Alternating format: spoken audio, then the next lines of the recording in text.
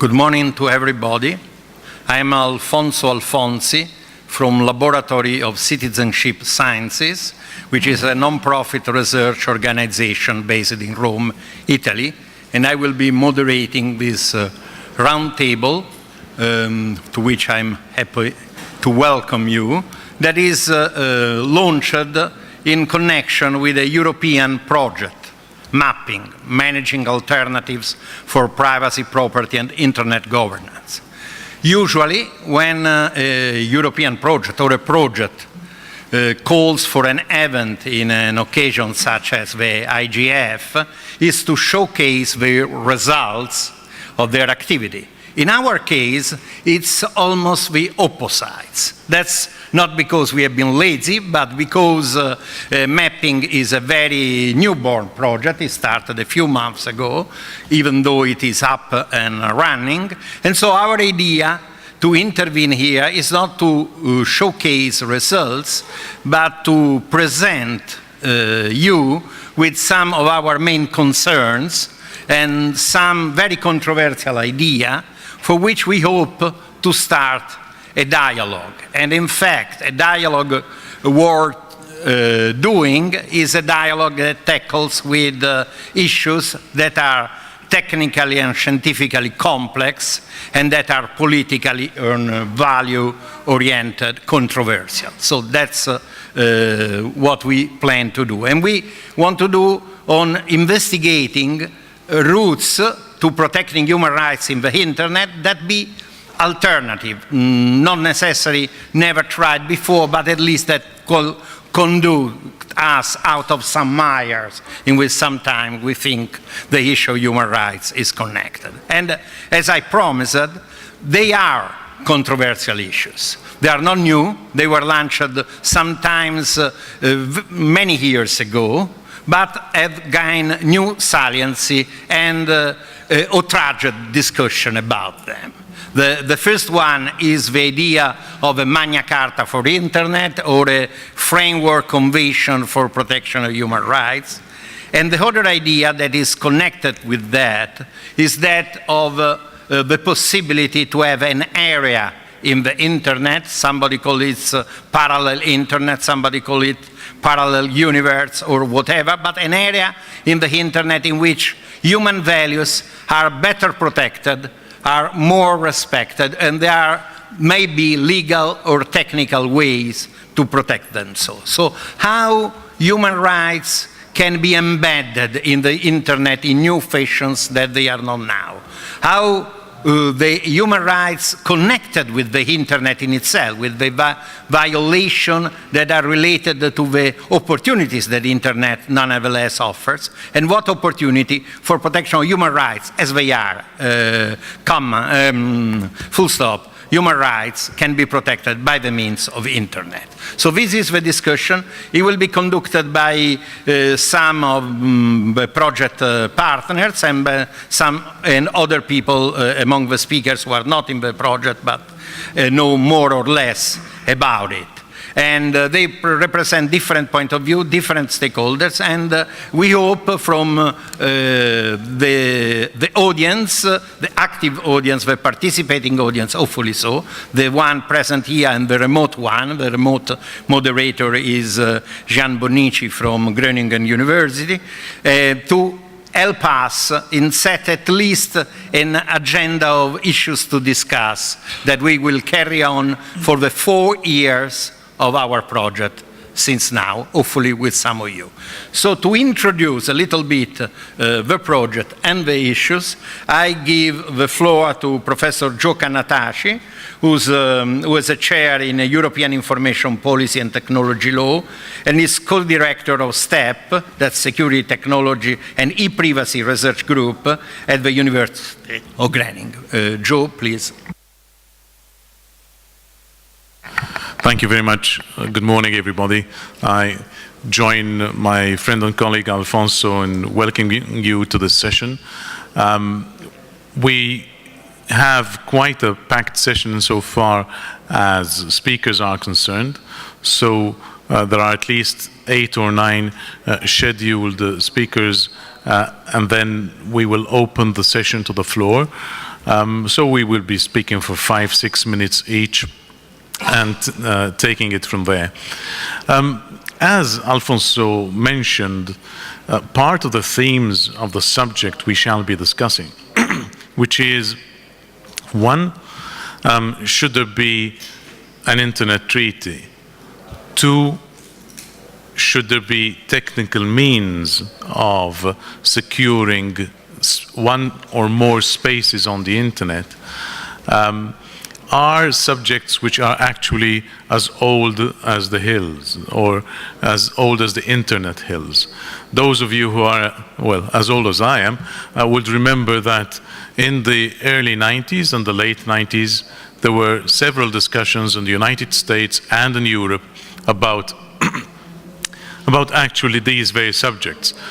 The term balkanization of the internet was actually born in the 1990s too. And those of you who remember the discussion before the very first IGF forum will remember a big discussion on a treaty for the internet. And here we are, the 9th in IGF forum, and there's no treaty yet, except the Cybercrime Convention, which covers a number of different areas. You will have noted that in March of this year, Tim Berners-Lee was reported on the 12th of March as calling for a Magna Carta, a Bill of Rights for the Internet. And that was followed up also within a week by Jan Kleijsen, writing in his personal capacity, though Jan is the director of human rights at the Council of Europe. And both of them touched on different ways that a legal solution can be found. A legal solution is one thing, and a technical solution is another thing. The two can go together, or the two can go independently. I'd like to make it clear that insofar as the mapping project is concerned, we are pretty neutral about it. We have launched the discussion at the European and at the international level. And we did so actually before Angela Merkel and President Hollande met in February of this year to discuss the so-called Schengen zone for the internet. We did so because, as part of the scientific community, we think that the discussion is due. But I'd like to make it clear at the very outset that we don't have a position.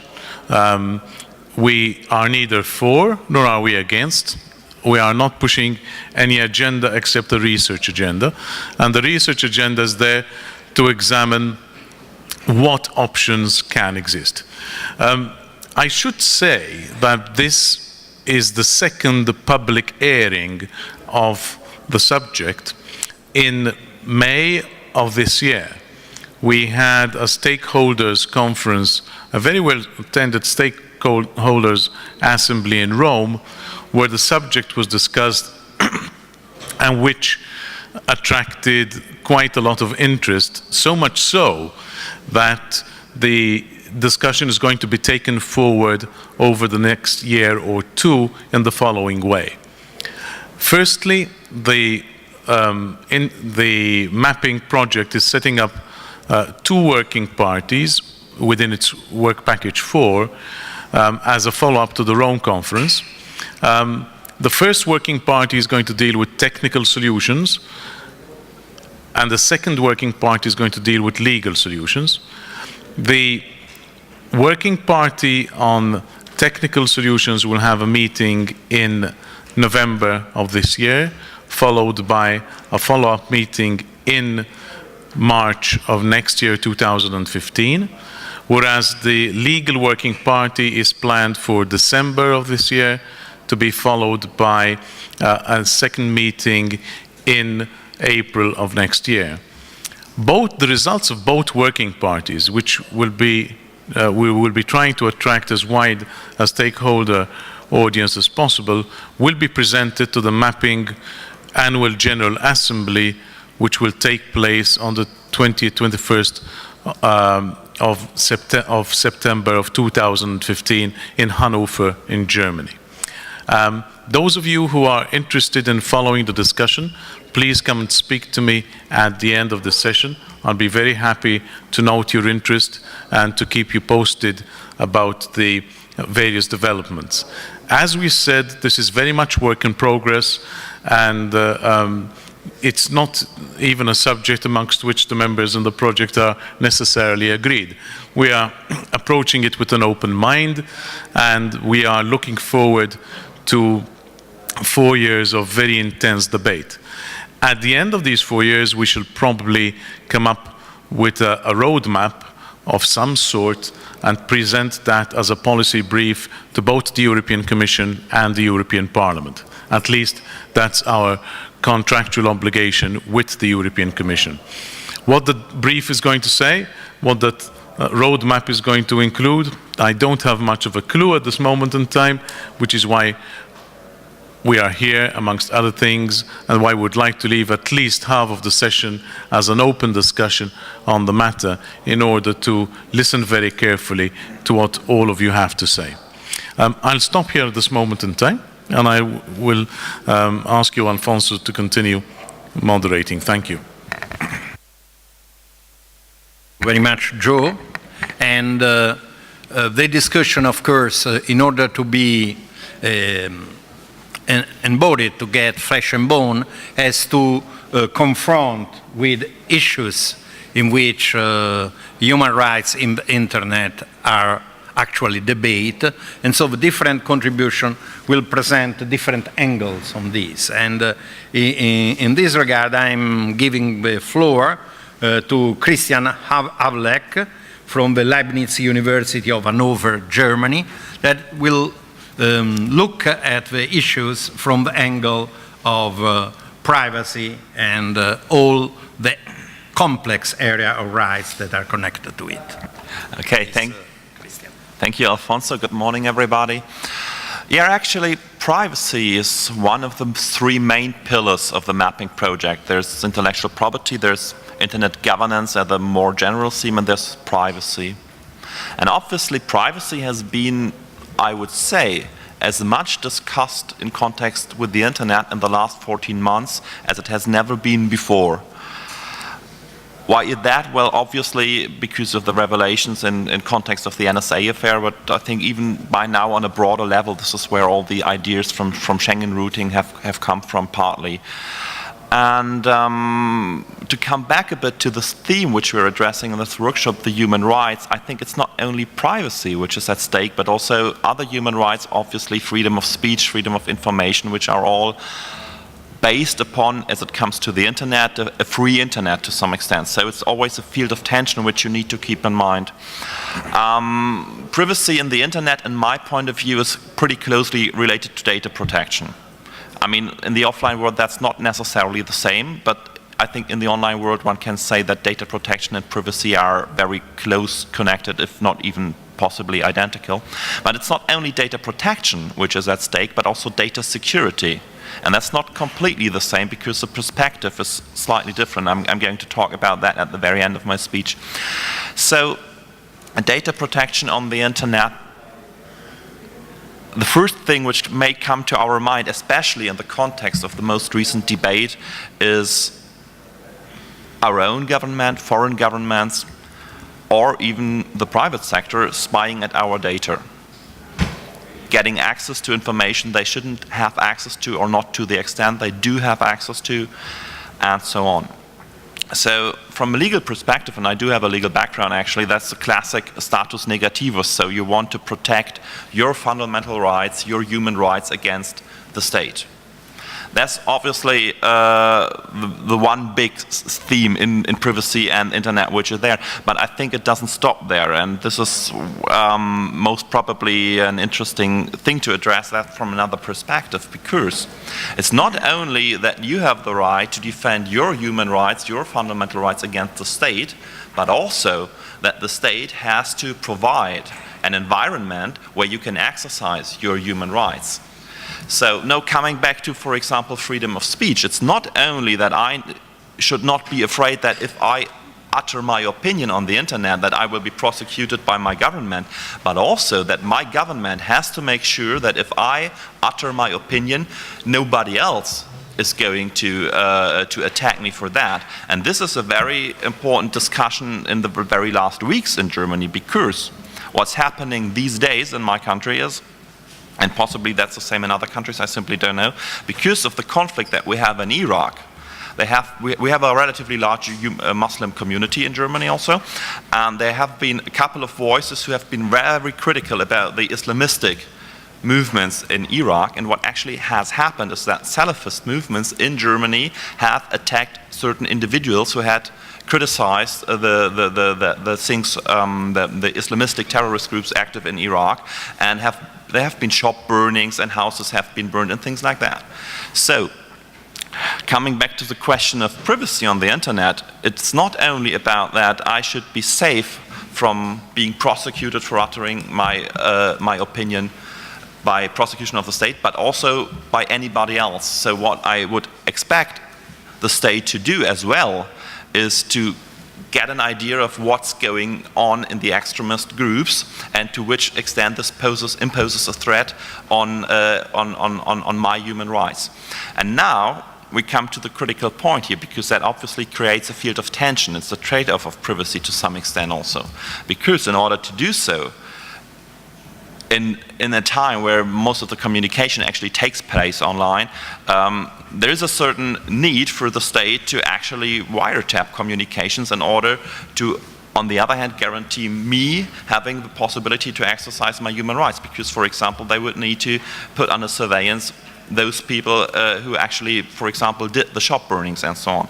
So it's a question which doesn't find an easy answer, and it's also a question which I'm not going to answer here, but it's one of the main themes of the privacy pillar of the mapping project, to kind of balance these two, because I have a feeling personally, that's my personal opinion, that it recently is addressed very much from the one perspective, saying I don't want the state to listen to my phone calls and to read my emails, but I also don't want anybody else to attack me for uttering my opinion, and therefore I also to some extent want the state to read their emails, which is of course a controversial statement, and I'm aware of that, to make sure that this threat is encountered with the right measures. So all in all, I would say there's a triangle, and this is the outset and the outline of the discussion we have in the privacy pillar, a triangle of interests. One is, of course, the privacy of the civilians. Second is the security, because you need a safe and stable environment for prosperity and also to exercise your own human rights. And the third, and this leads me back to the data security theme, is to some extent, one could put that under the subject of economic well-being. We have that's also something which comes up again and again with the NSA affair, actually.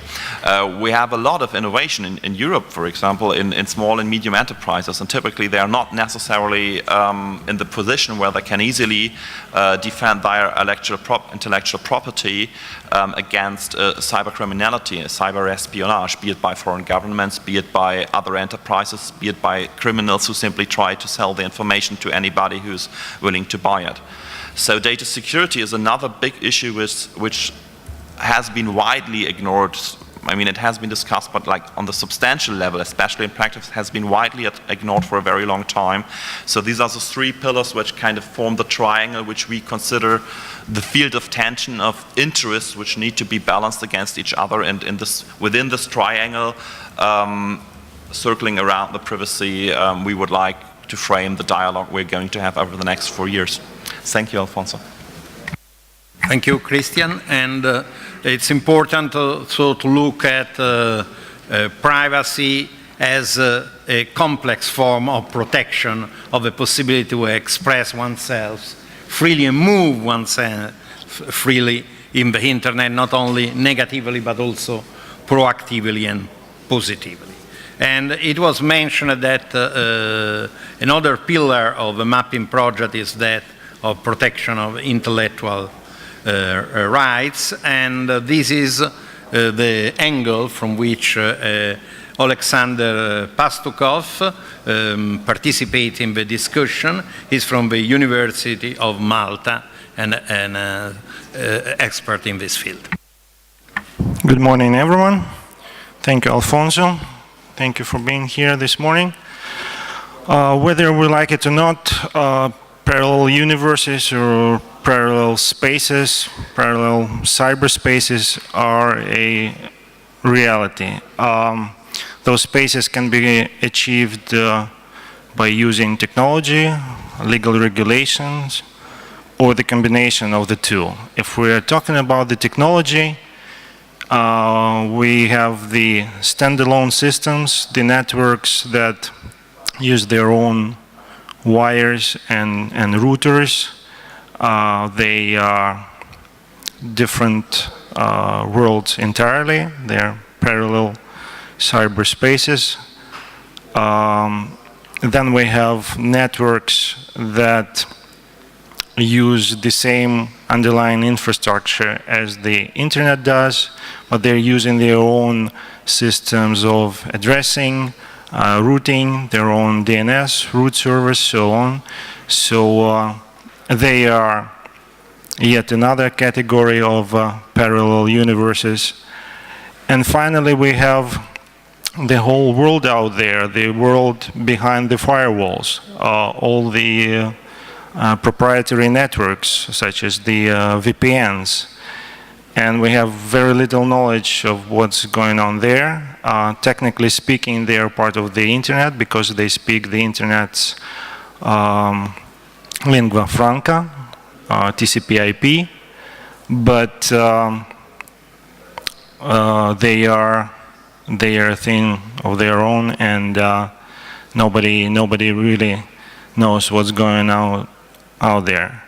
So on the other hand, such parallel universes can be created by the use of legal regulations. If we're talking about intellectual property, those parallel spaces are created by the fact that different governments are prepared to go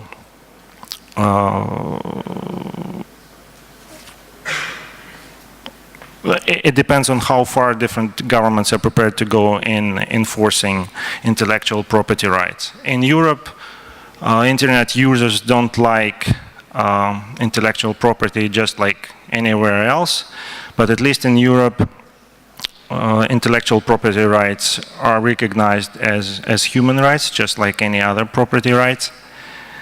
And the governments are under obligation to enforce those rights. What is different, though, is that even within Europe, there are countries where file sharing won't get you into trouble. There is another group of countries where you can run into some troubles. You can get disconnected from the internet. I'm not naming those countries. And there are countries where you can go to prison for file sharing. So users in all those countries or groups of countries live in a sort of parallel universes. So to summarize, I would say that I wouldn't be allergic to the very idea of living in several parallel universes at the same time, being able to use them at the same time from the same machine, probably by switching between several opened windows. We already do that actually with many applications. My only reservation would be that I wouldn't want governments anywhere close to the creation of such a network. I would say that the governments would have to specify the technical requirements for such a network. But governments being governments, they would want the backdoors. They would want things that we saw during the negotiations on ACTA. ACTA itself would create a whole new parallel universe, a constellation of countries where ISPs would be forced into the role of a sort of IP police, where they would be forced by the governments to monitor the internet for other reasons under the pretext of enforcing IP rights online. So I would say just let's have governments involved as a night watch, as a trendsetter, as a source of the technical specifications, but nothing further than that. That's all from me for now. Thank you very much. Okay, thank you to Alexander.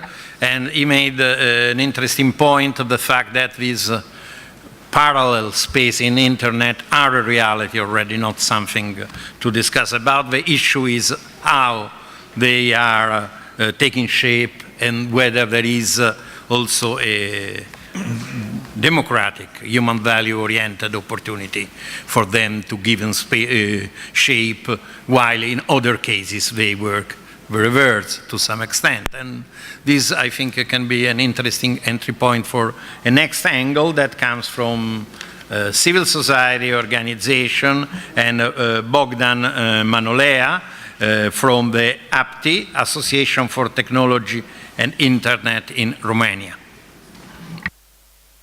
Thank you. I would actually disagree with Alexander as regards parallel universe, unless he meant Facebook as a totally different cyberspace on the internet, and we can discuss if that is good or not.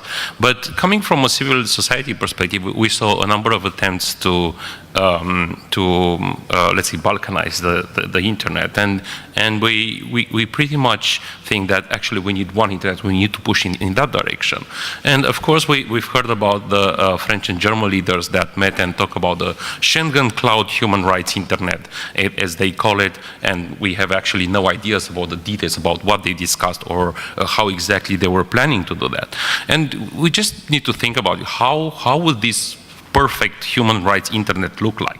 And the optimists will see it like this is an internet where the rule of law is the basis, where human rights are expected, where European Court of Human Rights decisions are being respected, where the European Court of Justice decisions on data retention or the right to be forgotten are taken into consideration. But I'm not an optimist, I'm a very pessimist, so I remember other things. I remember that one of the presidents of one of the pillar countries in Europe, this is former French President Sarkozy, wanted to civilize the internet in 2011. He even made a big G8 conference in order to explain how internet now is a lawless space and we need to civilize it. Basically, probably he meant that he wants to turn the internet in a space where government has full control. And of course that was very critically received by the civil society and the technical community at that time. And he wasn't re-elected, so for the moment we got off the hook. As for now, yes. And we also remember the fact that in a European event that we are not aware exactly where it took place and who said it, someone proposed a virtual Schengen border. And with virtual access points, where all the internet service provider will block illicit contents on the basis of EU blacklist. This happened in 2011, And there was a quick reaction from civil liberty groups and asked, what is illicit content in your view? And how would you block it? And how would you actually make sure that innocent websites are not included in those blacklists? And on the blacklist issue, we've seen old and new examples that are showing that the problems are being repeated. I'm just remembering the Finnish case when the website that talks about why blocking is bad is being blocked, or the new examples from UK where a recent weird and totally untransparent system makes unavailable certain websites just because they do not fit into the majority view, but they are just content websites. And also broadband providers or ISPs will be concerned by this proposal, which will imply more or less Europe-wide censorship. Now, luckily, that proposal didn't went forward, at least for the time being. So if we're even considering a Schengen border, human rights internet, aren't we actually fueling other initiatives that are going into the opposite direction? Aren't we actually directly supporting internet, or let's say countries that want to base their internet infrastructure on blocking, filtering, or surveillance, like it happened in China, in Iran, or even in Turkey? And probably if you want to listen more about the Turkish situation, you can go to the Ungovernance Forum that takes place today and tomorrow. And situation gets more and more complicated as we see clashes between countries that are going closer to Europe, and in my case in Romania, closer to our country. And I was just looking at the recent Ukraine-Russia conflict with Crimea, and we found out that actually the Russian ISPs are blocking the content, are filtering the content from Armenia. I found out yesterday from a friend. Then we found out that once a territory is conquered by another country, the ISPs are changed. So they are imposed different rules on how to show certain internet web pages or not to show the others. So in the end, I would go back to the Balkanization, because this has been a bad word for Balkans. But we met yesterday morning with a few friends from the Balkans, and we decided we need to have a positive approach. So let's change the meaning of the term from a negative approach to a positive approach. Because right now, people from the Balkans are meeting like in conferences like that or other events, and are just talking together. They are not divided as it used to be like more in like 15 or 20 years. And the internet just show us that and give us the tools and the possibility to do that. So in order to enhance this collaboration and discussion in the future, I think we need to hit the things very simple, which is one universe, one world, and one internet. Thank you. Thank you, Bogdan. And as I promised, the views are different, and there is a lot of debate in these, and it's important to document all these uses that imperil human rights in the internet by separating. The big challenge, a big question, can there be uses in which a part of it can instead be made more secure, at least as effectively as those who make it less secure are doing it now? And to continue the discussion and bringing even more points of view, I'm giving the word to Patrick Curry, that from a different area of stakeholders, that the business community, and is from British Business Federation Authority. And from many other experiences as well. Thank you very much, Alfonso. Welcome to everybody. My name's Patrick Curry, as Alfonso has just said.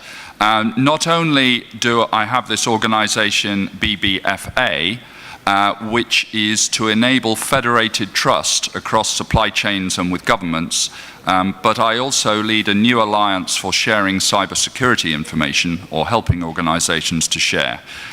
Because one thing that we've worked out collectively is that we have to work in communities, and the internet is all about communities, which means we have to have some kind of collaborative governance, and I'm going to keep emphasizing this word, collaboration and community.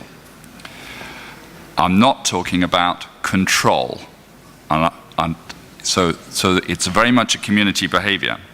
So for me, I'm heavily involved in governance, I'm heavily involved in standards, I'm an ISO editor, and I also work with ITU and IETF. I work in the United States, but I also talk to China. I chair 2 of the subgroups that are under the EU cybersecurity strategy on incident notification and risk management, and I'll mention a bit more about that in a minute.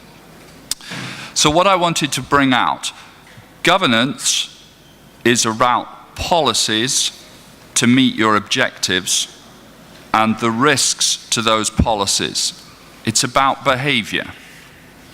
So a community gets together because it wants to do something and it agrees collectively what that is.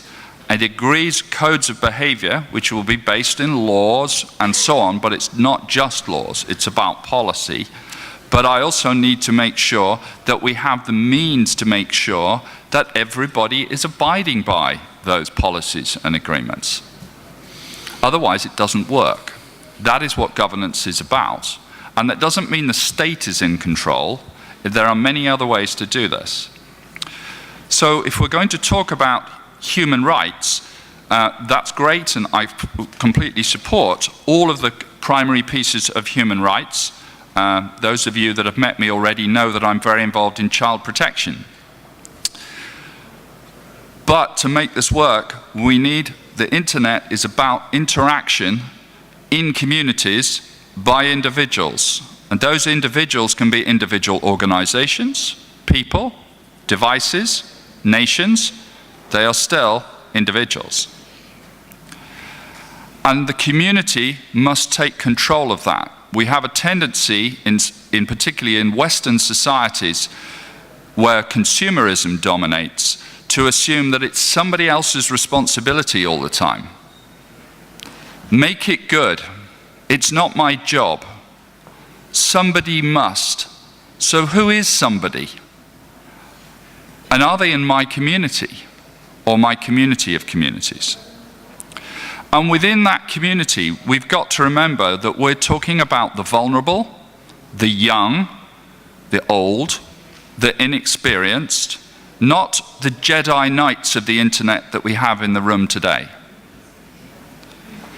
Now, those people need help, they need guidance, and in many cases they need a carer or a proxy, somebody who can act on their behalf to make sure they don't go into harm's way. And I give an example. Korea has passed a law to give parents, for ISPs, have to give parents controls to be able to protect the interests of their children. So there is an example of a country that has really set a mark for how they want to see behavior in the future. And as a result of that, they've taken that to ISO, and there is an age verification study taking place. I happen to be one of the rapporteurs for it, which is looking at how we can get a baseline for age verification, not just for children, but for people of any age, old people, who need help, who need to have carers. So looking beyond that then, if we're going to talk about the internet, we need to have a concept of normal operation. Because if we can't agree what normality looks like, then we can't agree, we can't identify when things go wrong. And so, what I would bring out in this, any governance must have a risk management component. And there are 5 primary areas to risk management. First of all is the risk identification. And unfortunately, the young and inexperienced who need to discover and learn put themselves in harm's way a lot. So they are a risk to themselves, often. We need to help them. Once risks are identified, we need to prevent the harmful side of those from occurring if we can, which is why we have antivirus software and lots of other things. But we need also to detect when things go wrong. And we're finding more and more as threats change that affect individuals at a very low level, the need to detect policy violations is really vital. And we need to be able to respond to those threats Otherwise, there will be harm done. And ultimately, we need to recover back to normality, which is the whole reason why we used the internet in the first place, whatever that reason was. So yes, we do have some differences of views, and I would just mention here, we need to talk a bit about the internet itself, because it means different things to different people. Personally, I think I have to be able to root on the internet. It must be technically possible. I might be blocked, but it must be technically possible at the IP level to reach some other network, or it's not on the internet. So we can achieve separation, as Bogdan and Alex have said, in many, many other ways, but still be on the internet. And this is, if you like, is the parallel universe concept. But I'm with Bogdan. I think there's only one universe. We can have that discussion. The critical thing here is about information. It's not actually about legislation, and it's not about technology. They are enablers, they are disruptors, they are part of the problem, but the issue is about information. If the information's not there or it's not good, why do I want to use the internet? So we have this tension then between the logical piece, which is this boundaryless environment where we have a freedom to discover information, but we also have the fact that it exists on servers that exist in countries, and those countries want to exercise jurisdiction over networks. How do we deal with that? Well, this gets complicated more by the fact that there are three primary webs. There's the surface web, which we all know. There's the deep web, which is much bigger, but is what runs the internet. And there is the dark web, the like of which Tor network, where anonymity prevails. So the point being here, if we're going to move forward, is that trust is the critical issue that is going to define the use of the internet in the future. And that's what communities are partly about. So the issue now is getting the mechanisms in place for trust. And that's what a lot of the standards work is about. That's what's feeding into the EU activities and the US activities, and also in the Far East. So we're seeing in mapping already a fully international dialogue, not just in EU, feeding into this. And so this is going to be a very rich journey and a rich experience. Thank you. Thank you very much, Patrick, who has raised a lot of points, but also it's important he brought back the sometimes forgotten, let's say, other face of a mirror, that whatever information travels in the internet, it's located in some physical place somewhere under certain physical condition and certain legal condition and jurisdiction. And this brings on big issues related with all that we have been discussing, that of jurisdiction, that will be touched also by the next speaker, that's Miriam Marzuki, who's from the National Center for Scientific Research of France, or Centre National de Recherche Scientifique. Thank you, Alfonso. Unlike the previous speakers, I'm not a partner in the project, but an external advisor to it. And I'm really grateful to Joe and all the mapping project partners for their invitation today. As Alfonso said in his introduction, the mapping project relies mainly on three pillars, which are privacy and intellectual property rights that were presented by previous speakers, but also the third pillar is internet governance. And one aspect of internet governance that is still not resolved, and as I see it, it is the main aspect of internet governance, is the issue of conflicts of jurisdiction. The question I'm not sure anyone can answer. As for now, the question on whether we should have only one universe or parallel universe, I would say many many different universes, not parallel universes. The point we also have to take into account that these different universes already exist, but the main point is that if there are different universes, what is important is that they can be smoothly articulated. From the technical point of view, this is called interoperability, but there are also many different perspectives, and among them, one very important perspective is the legal perspective, and we have to think about a way to solve this issue of conflict of jurisdiction.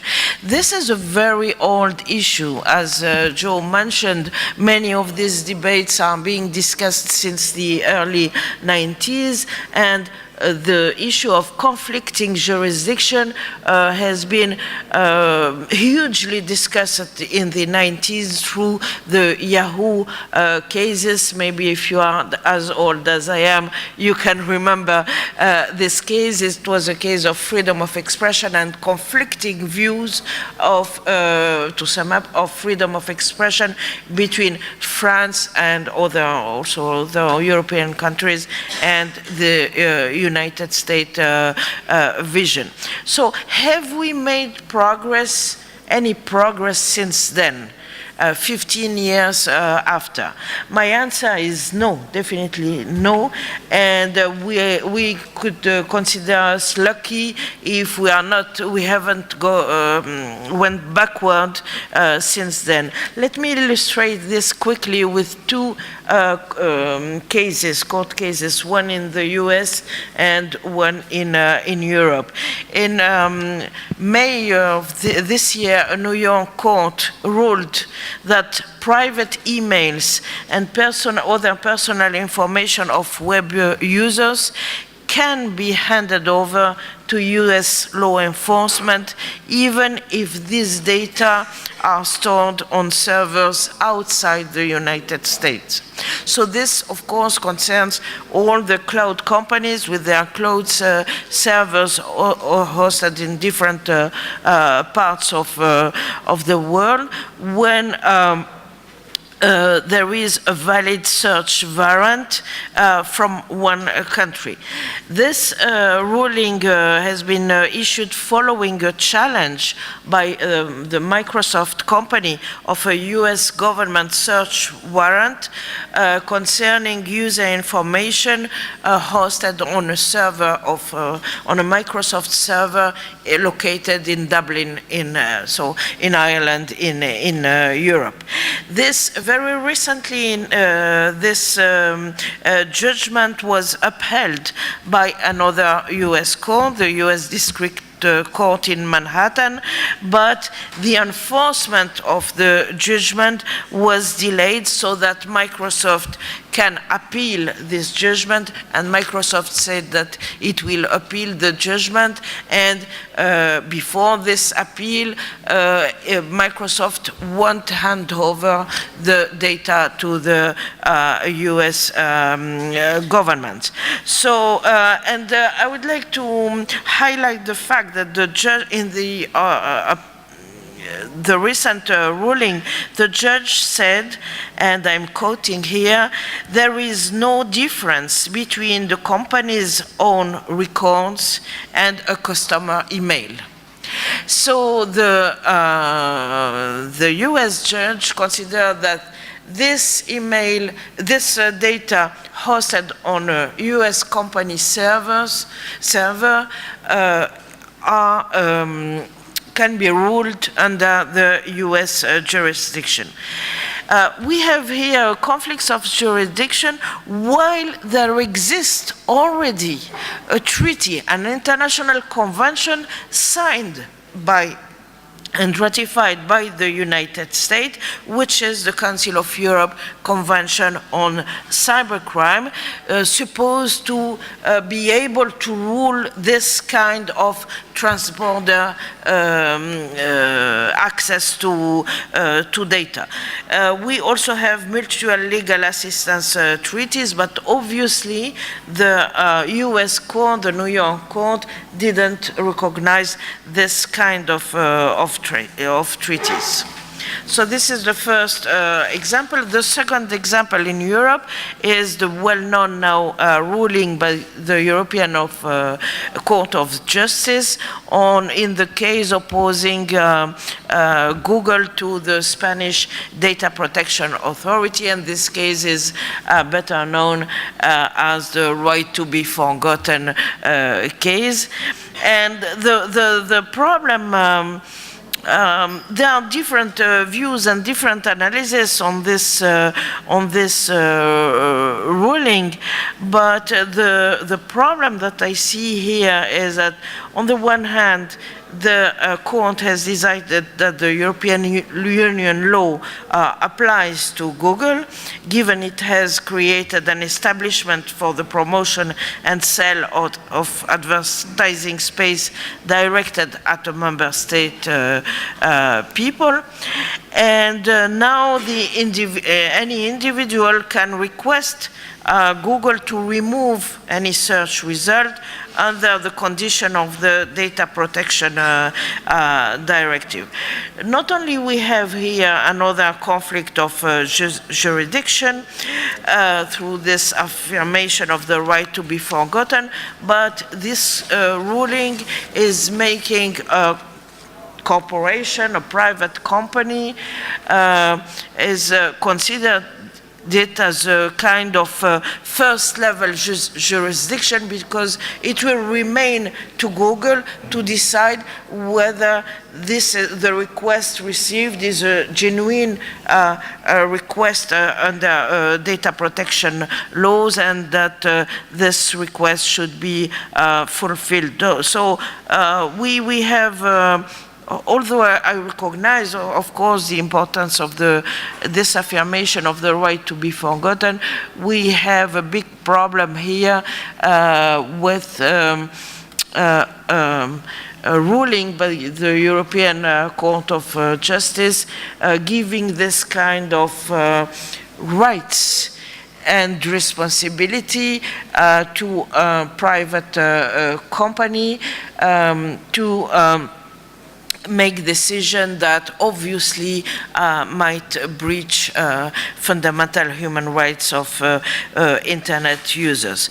So with these two examples, what I wanted to really highlight is that even though we have some treaties already, like the Cybercrime Convention, the problem is with the application, their recognition in practice by different courts to really realize and to really solve these conflicts of jurisdiction. So when I see, with all due respect to Tim Berners-Lee and his proposal, when I see this kind of proposal of Bill of Rights, Magna Carta, whatever you want, blossoming, and ignoring at the same time the real corpus of text of law, even non-binding law, soft law instruments like the Council of Europe Human Guide for Human Rights of Internet User that has been just adopted, I would like to see people having more realistic position and really work on the application of the existing corpus of documents and instruments that already exist. Thank you.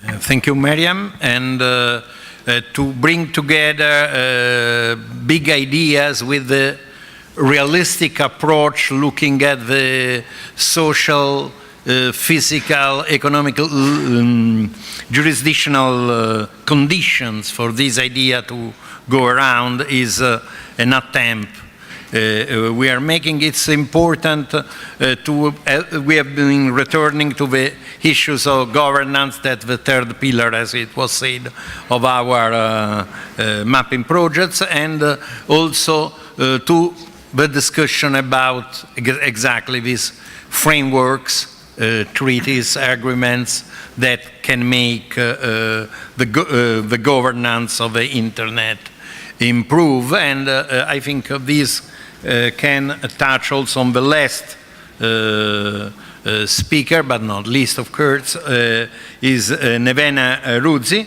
who's Vice Chair of the Bureau to the Consultative Committee of the Council of Europe on Data Protection. And afterwards we will start the discussion. Thank you. Thank you. Good morning, everybody, and thank you for inviting me to join this panel.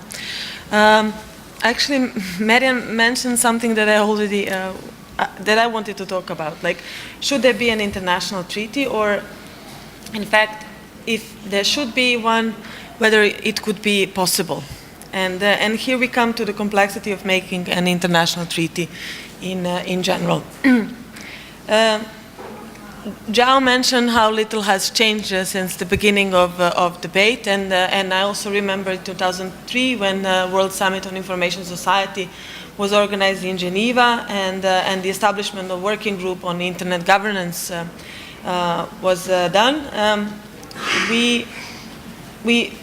We could see that there is no agreement about the main notions about internet. For example, back then it was spamming was one of the problems, and we couldn't agree how to define spams in general, whether to see it only as commercial messages or messages that might also be practicing freedom of expression. And it seems like, although we don't talk about spam anymore, it seems that we are still agreeing whether we agree on certain notions, and if we do, to what extent. And this is applicable even in those jurisdictions that on its face, or because they're belonging to similar legal traditions, are being more or less the same. But this is not the case. Even in under European Convention, there are so many different opinions, or European Court of Human Rights calls it a margin of appreciation for state to state, how they see some expression or somebody's privacy being violated or even breached. And Christian mentioned something that is also applicable to at least European framework when it comes to human rights. He said that states should provide an environment where human rights can be enjoyed, and that's really the case in Europe, at least, because European countries have this paternalistic role towards their citizens. They need to educate and make an environment, and the European Court would say they have a positive obligation to do that.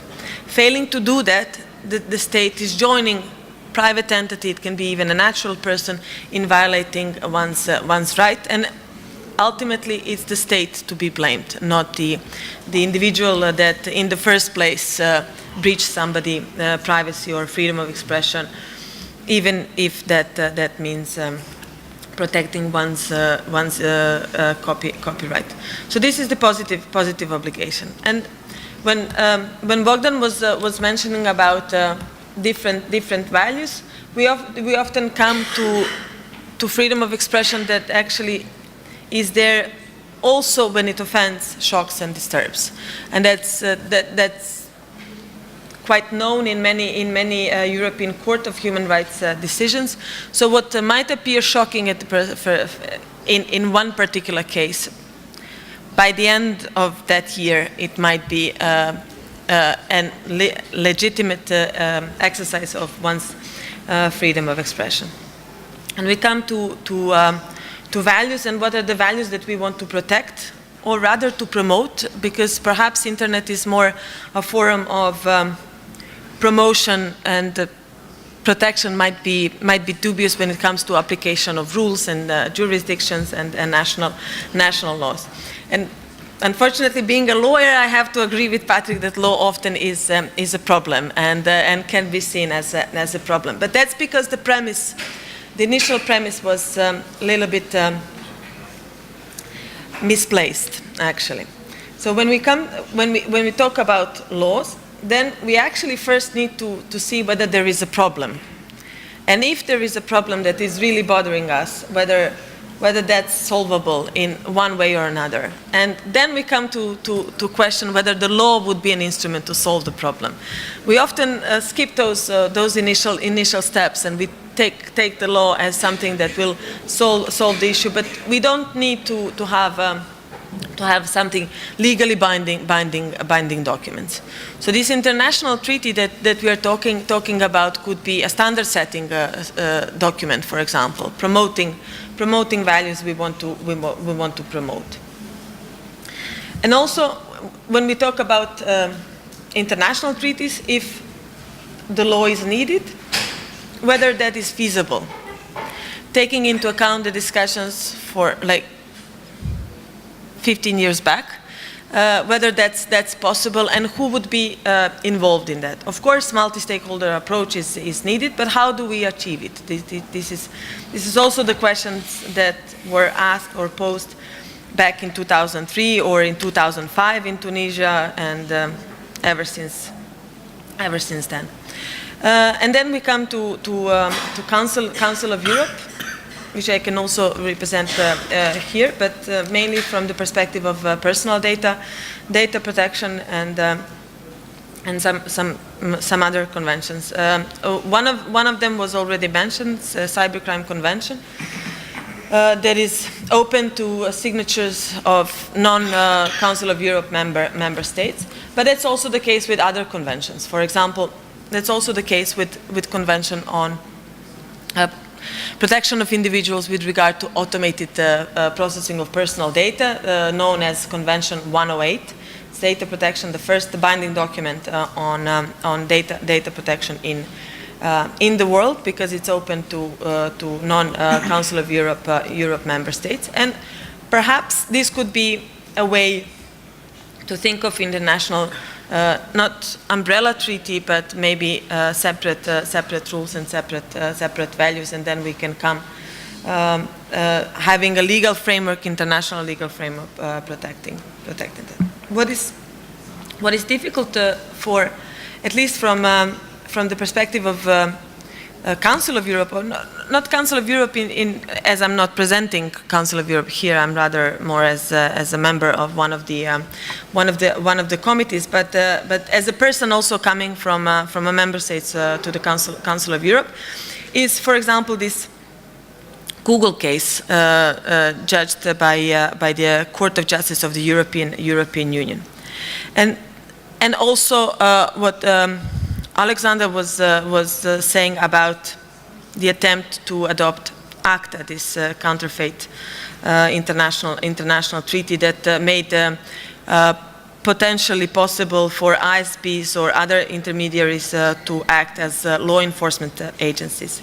We come to privatization of human rights protection and enjoyment, and this is difficult to understand, especially, as I said at the beginning, it's actually the state that will be responsible for the fulfillment or the enjoyment of human rights.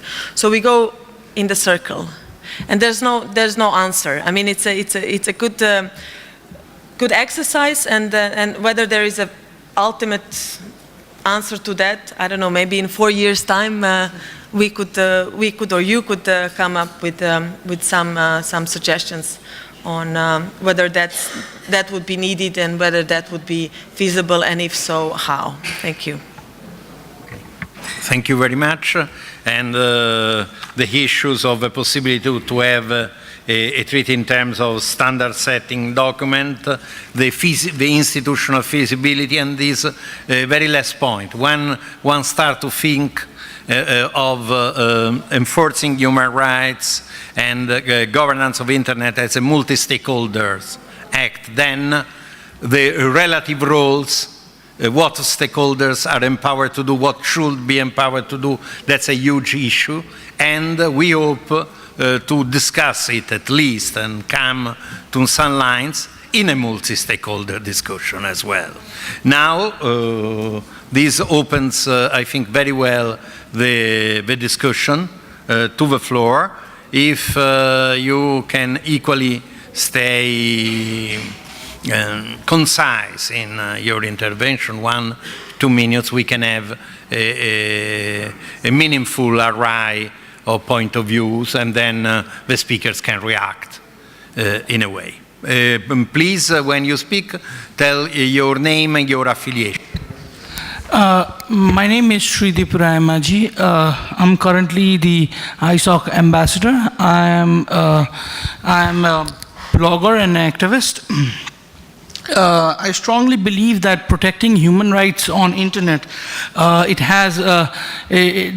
is a greater role for the different stakeholders. Especially the role of the government is quite crucial.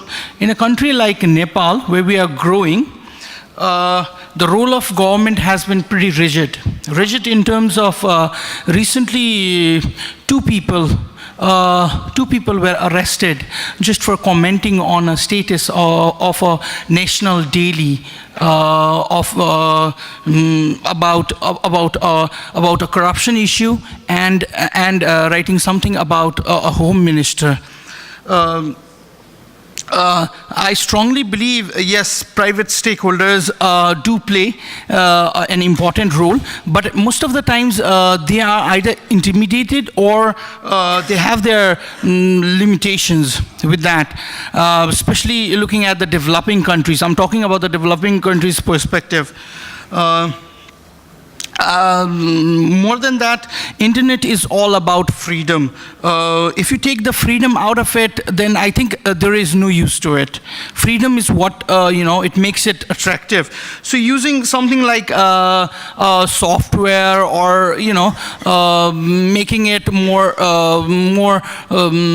restricted is something that is wrong to itself, as well as the coming up generation is more smart. They are more smarter than us. Right? So I strongly believe that focusing on core values of how to use internet, about what to do, when to do, things like these should be more focused and concentrated rather than putting a software and blocking it or making it restricted.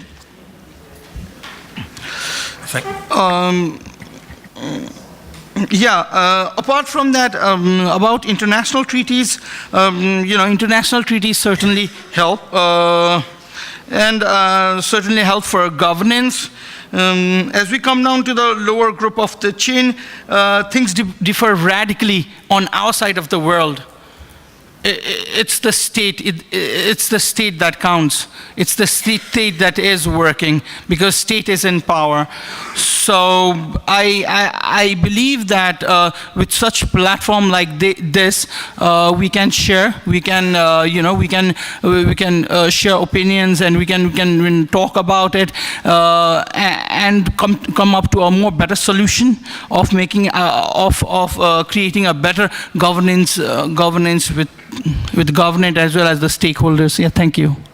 Thank you very much.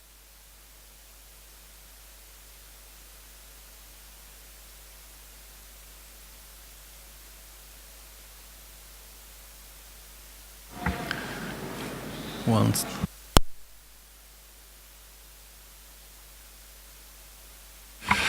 So as we all had a little piece of time there. It may have seemed a long period. I brought up trust because it's come up in nearly every session I've been in since I've been here. And I would like to point out that underpins this is the requirements for authentication. How do we know that people are who they claim to be? Organizations know who they claim to be. So I give you an example. 76% of the organizations that are financially active in the United Kingdom are not registered in the UK, or they're not registered at all, and we can't tell the difference. And I suspect the situation in other countries will also be less than they desire. So what we've got is a lot of fake things happening on the internet, which create a lot of economic damage. So our working figure at the moment for cybercrime is well above $2 trillion a year. And for IP theft, it's more than $6 trillion a year. And so we're seeing new attack vectors every day. So it will not surprise you, this is a journey of change and of measure and countermeasure. So we're seeing new technologies. So the requirements for authentication in these devices, and we have more devices with more applications and more data and more users and more change. So when we go through this journey for mapping, we need to be clear on we're going to see a lot more change. We have to anticipate that. But the cornerstone in any trust environment is the requirements for authentication and authorization.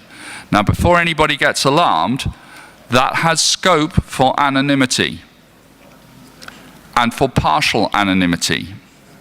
And we need to communicate these concepts to people. If it's appropriate for you to be Mickey Mouse on the network, that's fine. But if I'm dealing with your health record, it's probably not fine.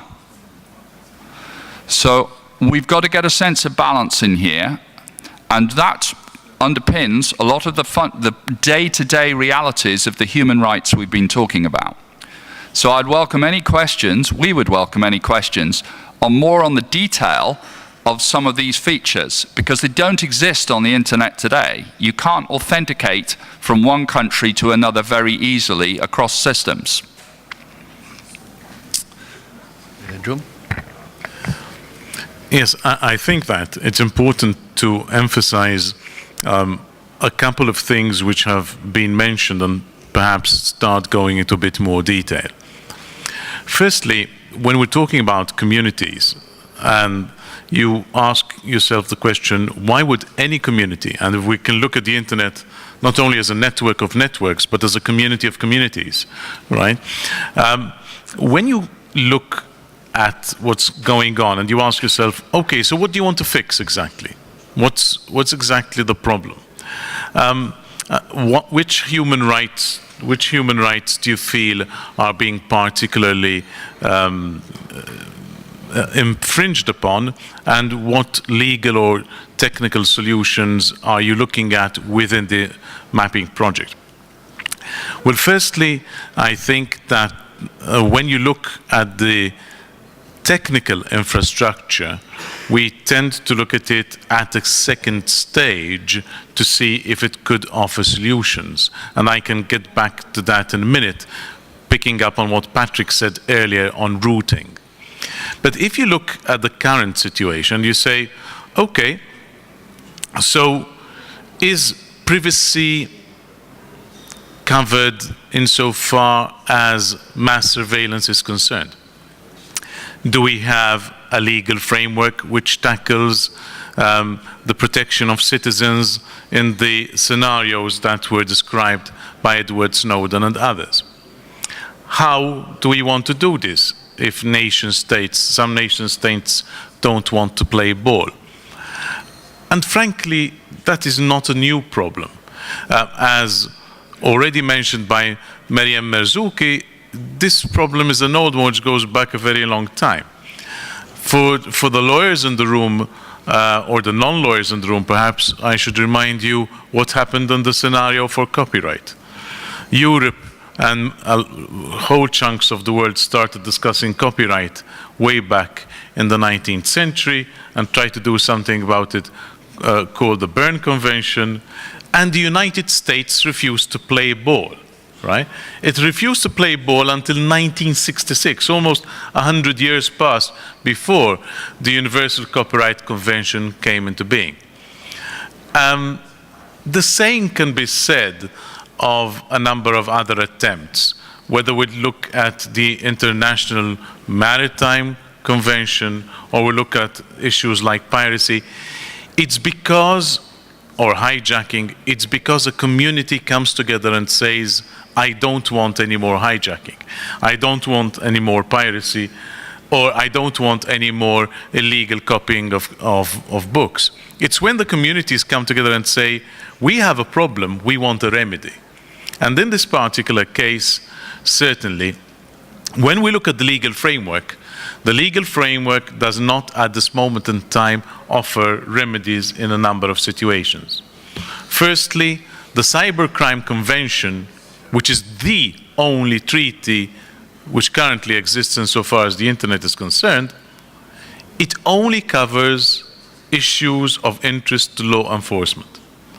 It does not, therefore, respond to the question, what do we do in the case of national security and mass surveillance? It is beyond the scope of that legal instrument. So we have a problem there. When we look at the Data Protection Convention, which Nevena has mentioned, that was indeed the mother of all legal instruments when it comes to privacy and data protection. But it does have a number of exemptions, derogations, when it comes to national security. But that was the best part of, 30, 40 years ago. Has it been defined further? Do we need to define it further? Certainly in the post-Snowden era, it seems to me that we need to define it further. If then we go to the next stage, how are we going to get countries to agree about this?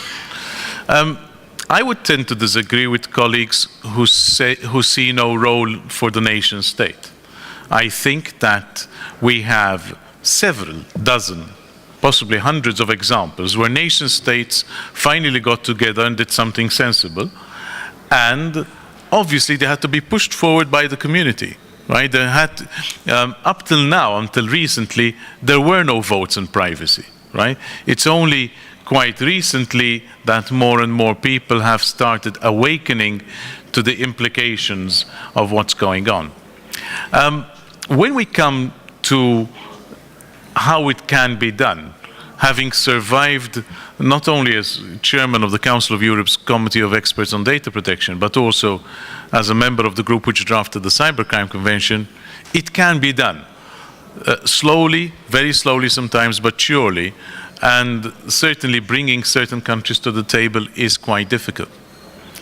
From the technical point of view, whether this can be helped or not, whether the legal process can be helped or obstructed from the technical point of view, I would say that there are many ways to skin this cat.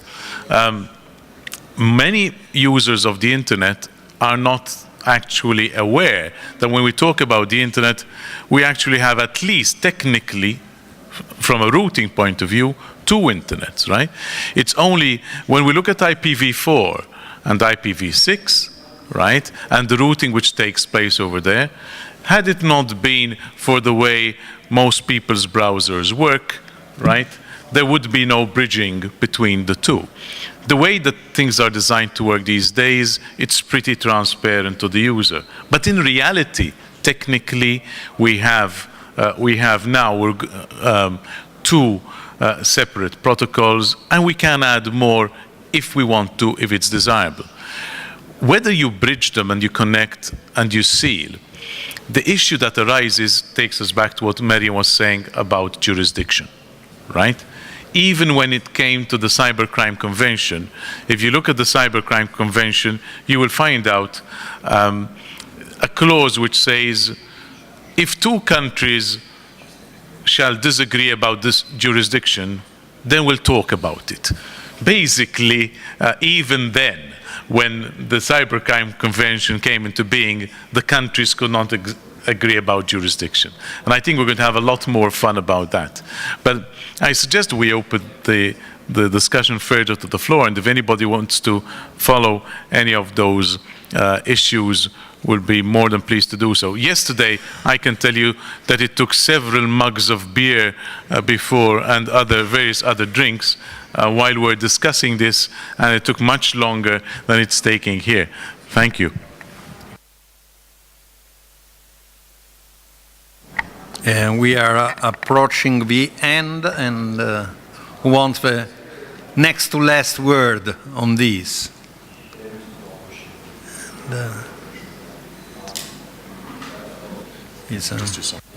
Yeah. If there are not, and if there are not, I can wrap up a little bit. And first of all, I would like to recall to everybody interested that the mapping project, as we said, is a 4-year-long exercise that is conceived as a forum or a system of fora for informed discussion on the issues that we have been presented in the three areas of privacy, property rights, and internet governance. There will be general assemblies of stakeholders. There will be, as Joe was mentioning, working groups. First of all, we have been speaking of the internet as the area of freedom and possibilities. But also we have been brought out of this freedom and out of these possibilities, perhaps in unprecedented possibilities for human subjectivities, for human communities to express themselves, at least on the surface of the net. These unprecedented possibilities are constantly challenged anyway. The freedoms are challenged. The opportunities bring together risks that need to be addressed and remedies needs to be found. So a laissez-faire option is not an option to guarantee liberty per se, but it's also an option to leave some threats, some hazard unchecked and unmanaged. So what we are interested in is to find the alternative ways in which these opportunities for humanity and for communities can be protected effectively. This entails agreements, this entails technical solution in an environment that's constantly changed and transforming. So the governance of the internet is a governance of a transition. A transition usually has a side that is not very, it produces itself as a drift for accumulation of factors. And we have a huge number of factors from technological innovation, decision made by the different actors that simply accumulate and create a certain direction. And then there is the other side of the transition, trying to give guidance, to go from a regime to another regime in which the opportunities are fully exploited and the risks are better checked. This can take time, and we are interested in document both the conditions that accumulate and the attempts that are done by a multiple array of actors in roles that are being defined in this moment and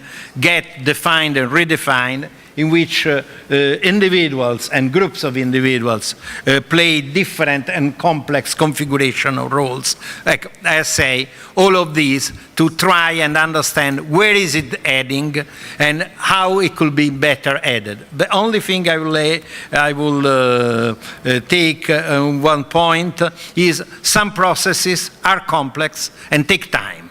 So the fact that we have little results in this moment of time might not necessarily mean that we are not going to have them in later on time. And hopefully not so much time as 100 years it took to agree for the US. At least with the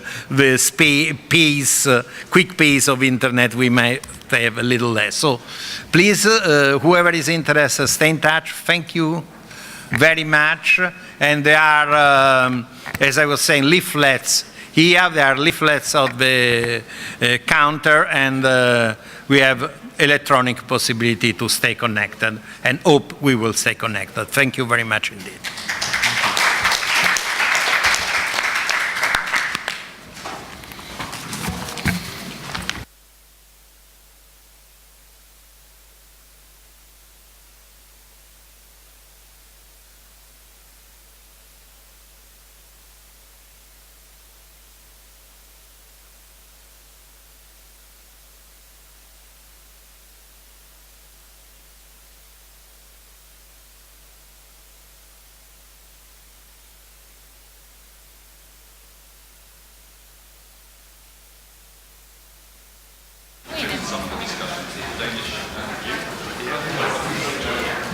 And it's been really interesting.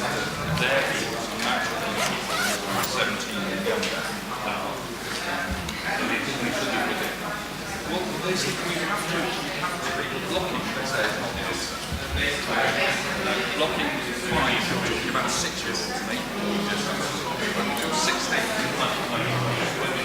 whatever, you know, this is all humans explain. If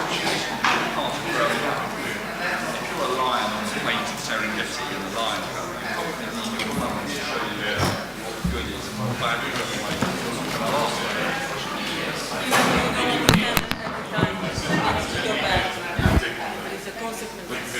And this is what we need to start to, because a lot of these we need to work more as communities and to help each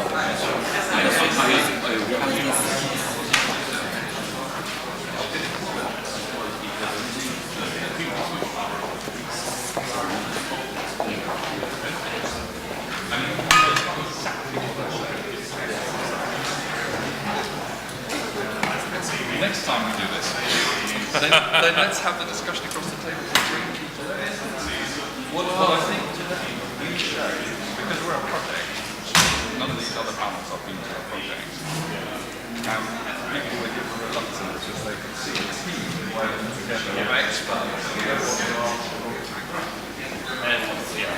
And because we have to take time to not interview one to another, which happened yesterday and it proved to be much more lively.